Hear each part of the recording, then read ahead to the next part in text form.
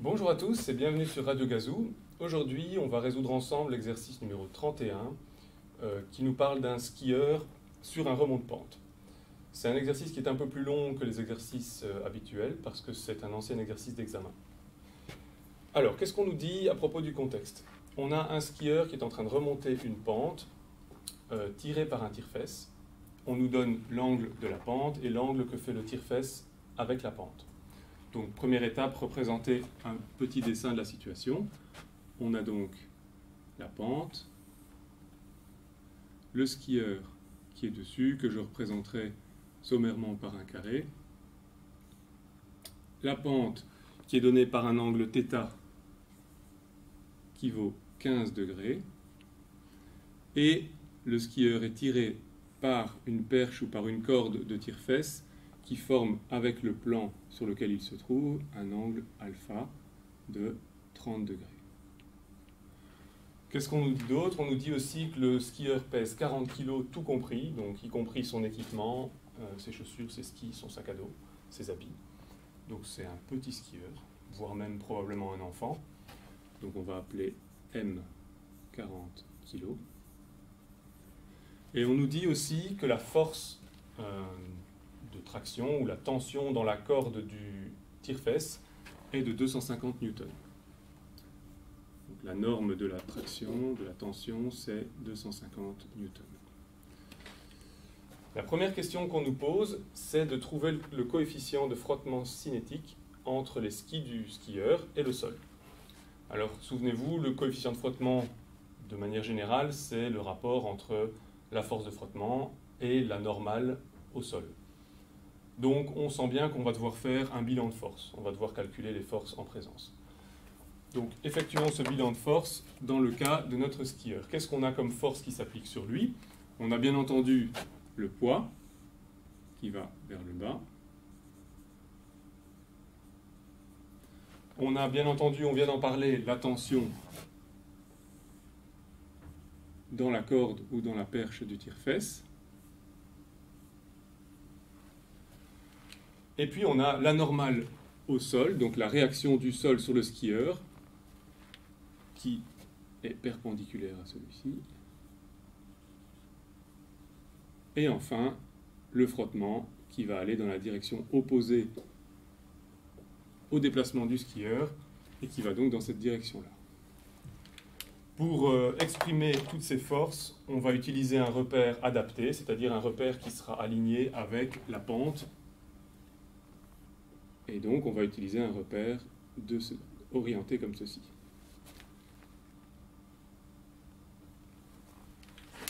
Alors, comment s'expriment ces forces dans ce repère? Eh bien, il y a deux forces pour lesquelles c'est relativement facile. On a tout d'abord la normale au sol, qui, dans ce repère, n'a pas de composante en x, et a une composante que l'on appellera n, parce qu'on ne la connaît pas encore à ce stade, en y. On a la force de frottement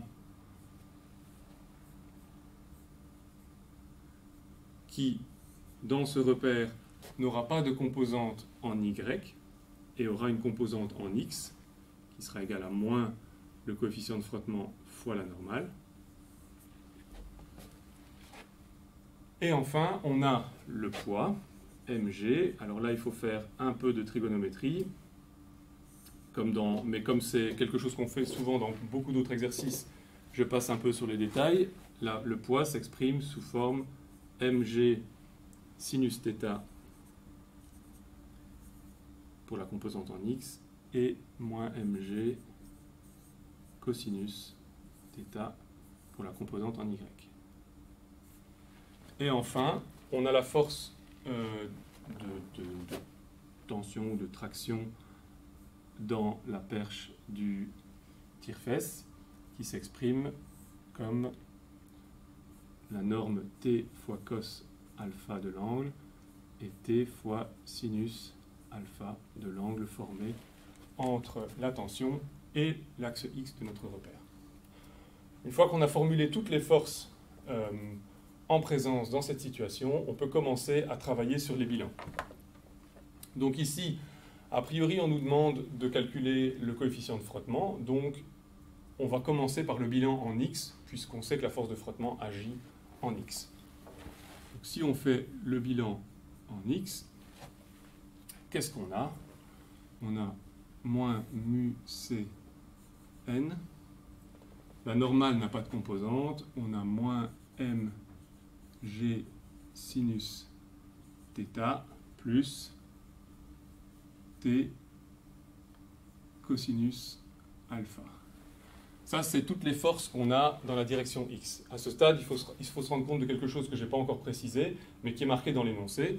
C'est qu'on nous dit bien que le skieur se déplace à vitesse constante.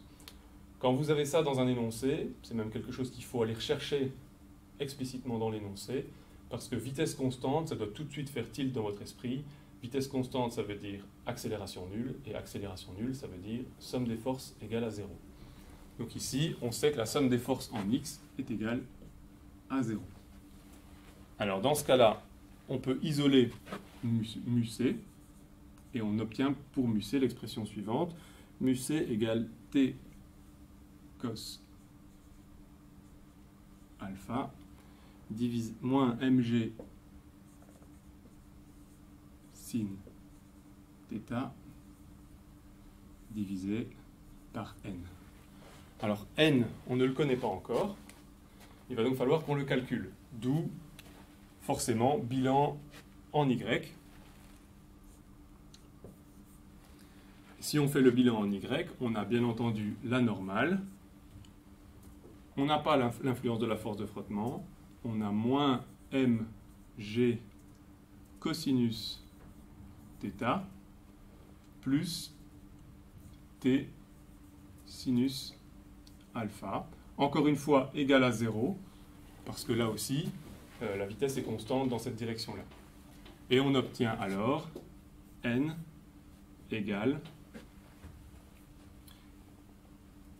mg cosinus θ divisé par moins t sinus alpha.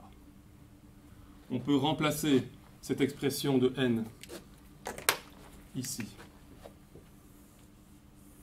dans l'équation pour mu c et on obtient une expression pour mu c qui ne contient plus aucune inconnue.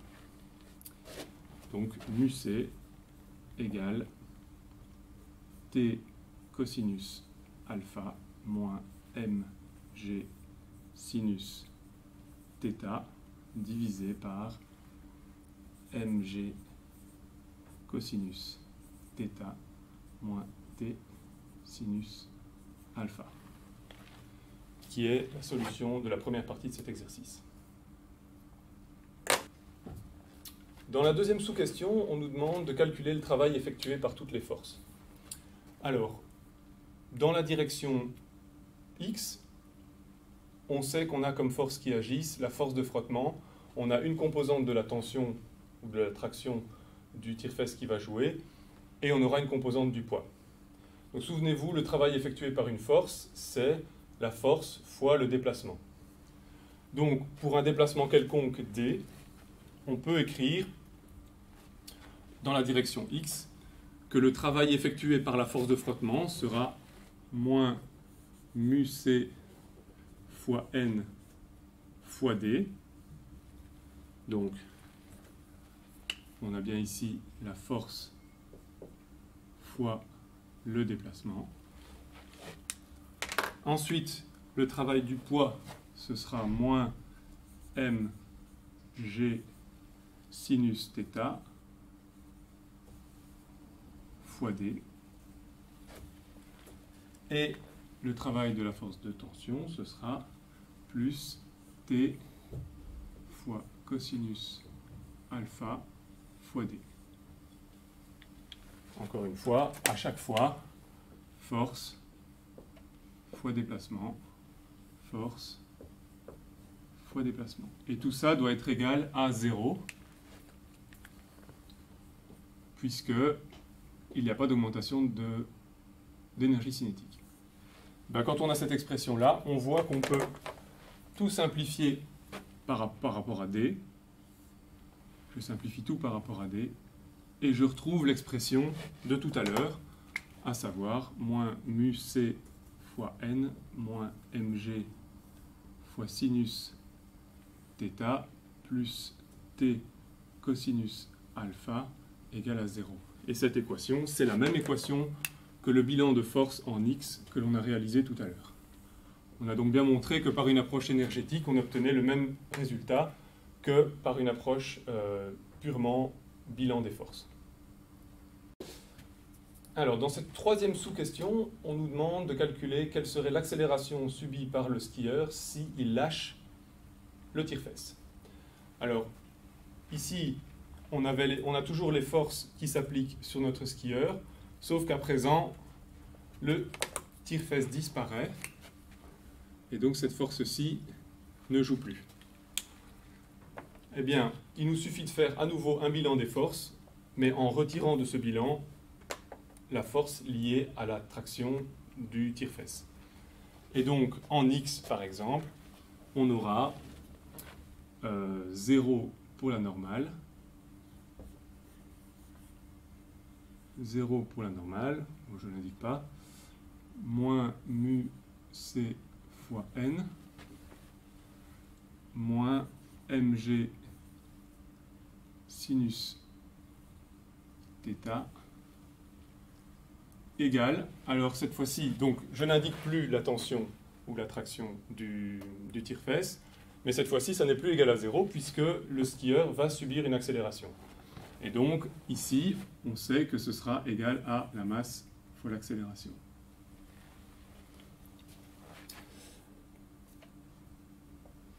Ensuite, il nous reste une inconnue dans cette équation-ci, c'est la normale, que l'on ne connaît pas, puisqu'elle a changé.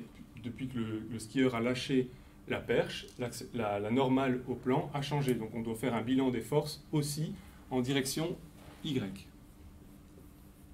Et donc, on obtient N moins mg cos θ égale à 0. Ce qui donne tout de suite N égale mg cos θ, que l'on peut remplacer dans l'expression au-dessus.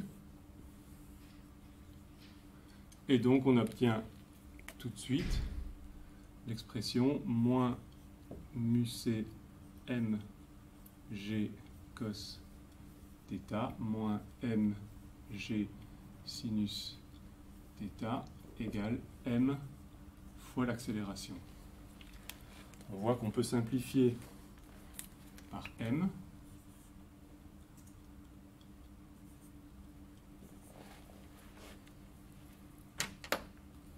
Et donc on obtient l'expression A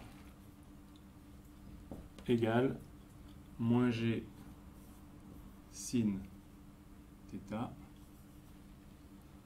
moins mu C G cos θ.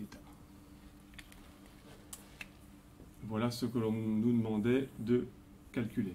Alors il faut bien comprendre que cette accélération telle que calculée là n'est valable que dans la phase de décélération du skieur. Donc le skieur avance à vitesse constante en tenant la perche. À partir d'un certain moment, il lâche la perche. Ce qui va se passer à ce moment-là, c'est que le skieur va continuer à monter un petit peu, mais en ralentissant. Éventuellement, après, il va s'arrêter et repartir en arrière. Mais ce qui nous intéresse ici, c'est vraiment l'accélération au moment où il lâche la perche et où il se met à ralentir tout en continuant à monter. On est maintenant à la deuxième partie de l'exercice. Le skieur a fini de monter la pente avec le tire-fesse, il est en haut, et il s'apprête à redescendre sur la piste. Alors on nous dit que la piste en question fait 400 mètres de haut, 4 km de long,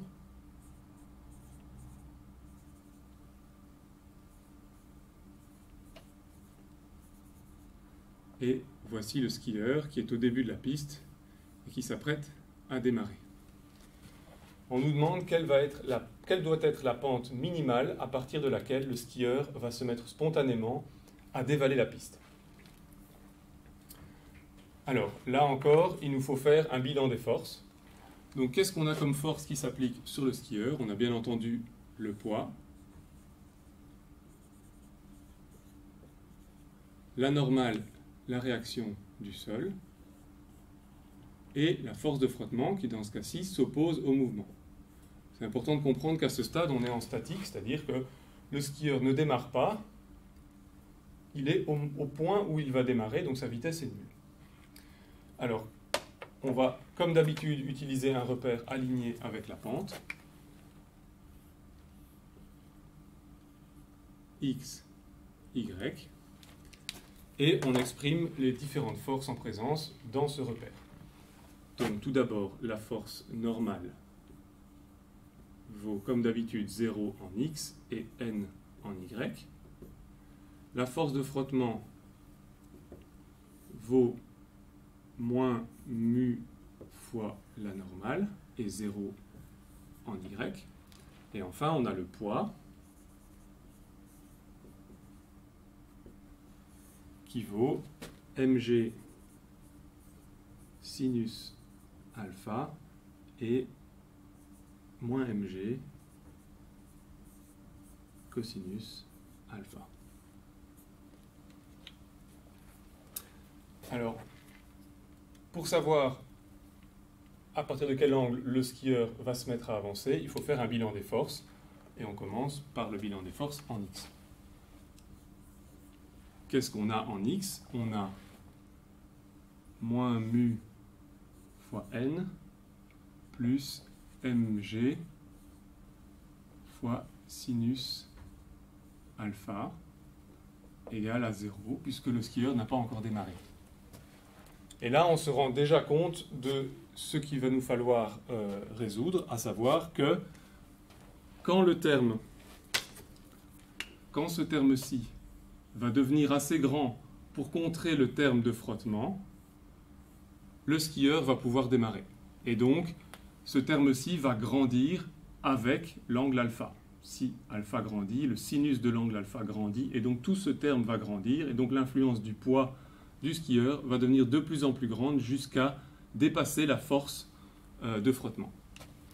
Dans ce cas-ci, on ne connaît pas la normale, la réaction normale du plan, donc on fait un bilan des forces en Y et on obtient tout simplement N égale mg cos alpha.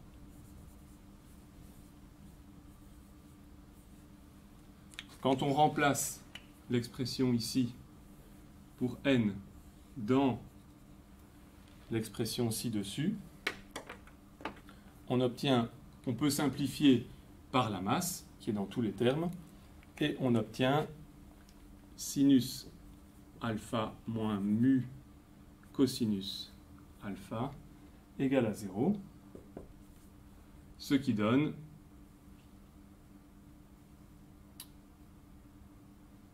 tangente mu égale tangente alpha. Alors, cette réponse finale est sans doute un peu abstraite. Encore une fois, souvenez-vous de ce qu'on cherche. L'angle alpha à partir duquel le skieur va démarrer sa descente. Donc quand l'angle alpha devient plus grand que cette valeur limite que l'on a calculée ici, c'est-à-dire quand la tangente de l'angle alpha va devenir plus grande que le coefficient de frottement, alors le skieur va démarrer. Souvenez-vous, si vous remontez dans les expressions qu'on a développées ici, quand l'angle alpha va devenir assez grand, il va devenir, cette composante-ci de la force du bilan va devenir plus grande que la force de frottement, et donc le skieur va se mettre en mouvement.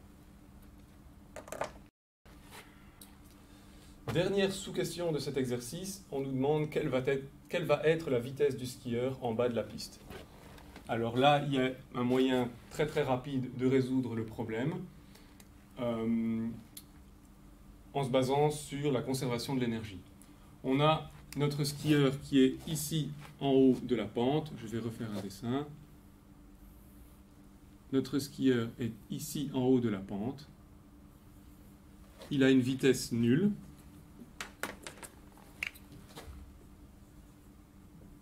Donc son énergie cinétique est nulle.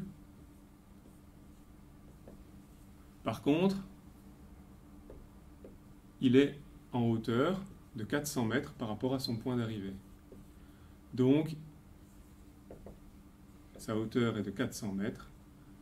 Donc, il aura une énergie potentielle, MGH, qui sera non nulle. A contrario, quand il arrive en bas, donc si ça c'était la position du skieur au départ, quand il arrive en bas, quelle que soit l'allure de la pente, qu'on ne nous précise pas dans l'énoncé d'ailleurs, la pente n'est pas forcément une belle pente bien droite et bien régulière, elle peut éventuellement avoir cette forme-ci. Quelle que soit l'allure de la pente, quand il sera en bas, comme tous les frottements sont négligés, on aura une certaine vitesse qui est différente de 0, ce qui va donner une énergie cinétique différente de 0. Par contre, en termes de hauteur, il aura descendu les 400 mètres en question, et donc on aura h égale à 0, ce qui va nous donner une énergie potentielle, MGH, qui vaut 0. Et donc si on veut résoudre l'exercice, il nous suffit d'égaler l'énergie potentielle de départ avec l'énergie cinétique de fin. En effet, il n'y a pas de force de frottement de quelque nature que ce soit, comme indiqué dans l'énoncé. Et donc, il n'y a pas de travail de force de frottement qui viendrait dissiper de l'énergie sur le chemin du skieur. Et donc, on a bien mv carré sur 2, donc ici v c'est la vitesse finale du skieur, est égal à mg fois h. On peut simplifier par m, et on obtient une expression relativement classique, v carré égale 2gh, ou encore v égale racine carrée de 2gh, qui est la réponse à la dernière sous-question de cet exercice. Merci pour votre attention, j'espère que vous avez apprécié cet exercice malgré sa longueur. N'hésitez pas à mettre un like et abonnez-vous à la chaîne. À bientôt pour d'autres résolutions d'exercices.